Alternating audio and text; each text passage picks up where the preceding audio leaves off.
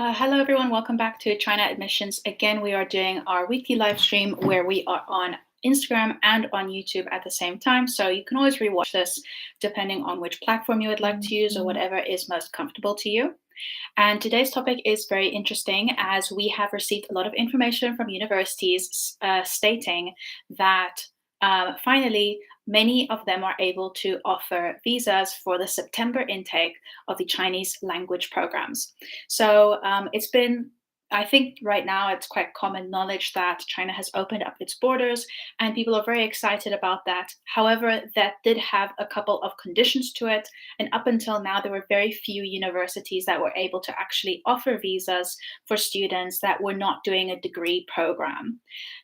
There were a couple that were able to start, but it was very much out of the university's control, out of everyone's control.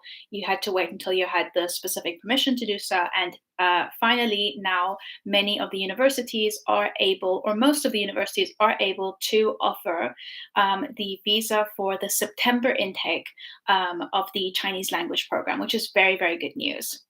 So we're going to go over which universities have confirmed that they are offering the visa papers, and then we're also going to go over some very common questions that we have. Okay, so the first university on the list is the Beijing University of Technology, or BIT. They are if you apply to their Chinese language program, you can get visa papers. We also have Wuhan University. They are also open. Huazhong University of Science and Technology, or HUST, is open as well. Tianjin University, Tongji University, Zhejiang University of Technology, or ZJUT, as well as Zhejiang University of Science and Technology, ZAST. East China Normal University, or ECNU, BLCC, Beijing Language and Culture College, they're also open. So those are the ones that we know right now. They're also the most commonly applied to, so that's very good news for everyone that is applying. We are getting a lot of information and constantly asking universities if they're offering these papers, so we will have an article with the full list that we have so far from the universities about this, but this is what we've got so far. So let's go over some of the questions that a lot of people have about the Chinese language program. So I personally did do a Chinese language program for my first semester when I was studying in China, and that was a really great experience for me. It is, however, different as it is a non-degree program, so it's not as intensive as a degree program would be. So the first thing would be, like, a lot of people ask, what's the schedule like? So because the universities are different, of course, they might have different schedules, but in general, many of the universities follow this schedule. So you'll have classes from Monday to Friday from 9 to 12, so in the morning. And then in the afternoon, there are some extracurriculars that you can participate in, like Chinese paper cutting, traditional painting, calligraphy, etc., or tea ceremonies. But these are just if you want to do them, they are not mandatory. Are there any scholarships or financial aid available for people who want to do non-degree programs, such as Chinese language programs? So unfortunately, no, there are no scholarships available for non-degree programs, just because they are the cheapest program available. The most amount of people apply to them, and obviously there is a better investment with the scholarships for degree students. So unfortunately, there are no scholarships or financial aid for a non-degree program. How long are the Chinese language programs? So there are different types. You can either do a 6-month or a 1 semester. So that 6 months is 1 semester. Or you can do a 1 year or 2 semester program. You'll have to check on the website. We have them all and the times also on our website, how long the duration of the programs are. Some universities only offer 2 semester programs, some only offer 1 semester, and some offer 1 or 2 semester. So be very careful when applying, because if you only want to apply to a 1 semester one and you've applied to a 2 semester one, we can't change that for you. So that is how long they are.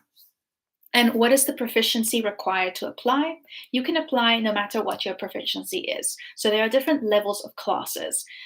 So you will generally have beginner A and B, elementary A and B, intermediate A and B, and advanced A and B. So you have 8 classes overall, and some universities will even have more classes. Each class would recommend it to be a semester, so that would take you about 4 years. And that is how much a bachelor's is. And I did later a bachelor's in Chinese. And I do agree that I think that from going from beginner to advanced, it does take 4 years of intense study to get there. If you are a beginner, you can be part of the beginner classes. If you've studied before, the teachers will sort you into the class that you appropriately should be in.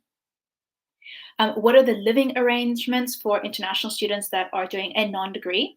So if you're doing a non-degree program, in some universities will offer on-campus accommodation. However, it is a first come, first serve. And on top of that, degree students do get priority for obvious reasons. So some universities will not offer dorm rooms if you are a Chinese language student, just because they have a high volume of degree students that do need to be in those dorms for a much longer period of time. So in general, we would take a look at getting off-campus or very close to campus accommodation, because that is most likely what you're going to be applying for.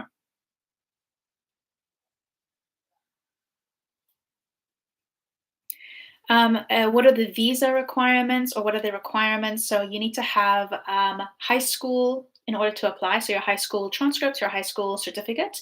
You need a passport. And some universities will require you to have a medical exam, or they will require you to have that after you arrive in China. And some will ask for a non-criminal certificate. So something that shows that you do not have a criminal history. And then for the visa, depending on the country you come from, you will have different visa requirements. So just check on your local Chinese embassy's website to see what is required by them for you to apply for the student visa. And that's outside of the visa papers that the university will give to you.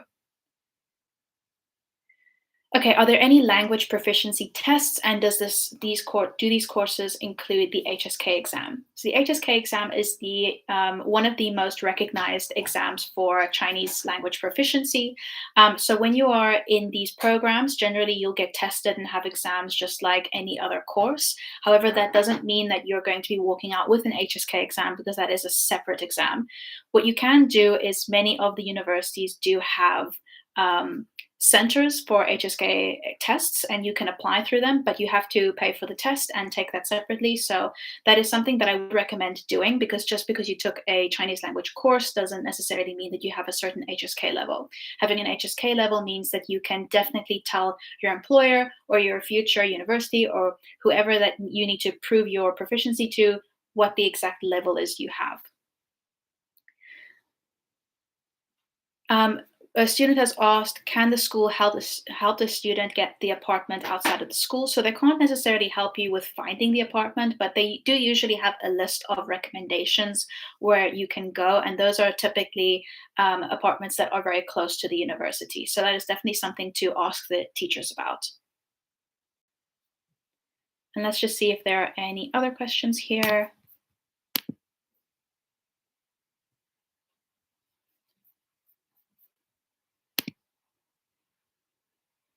Okay.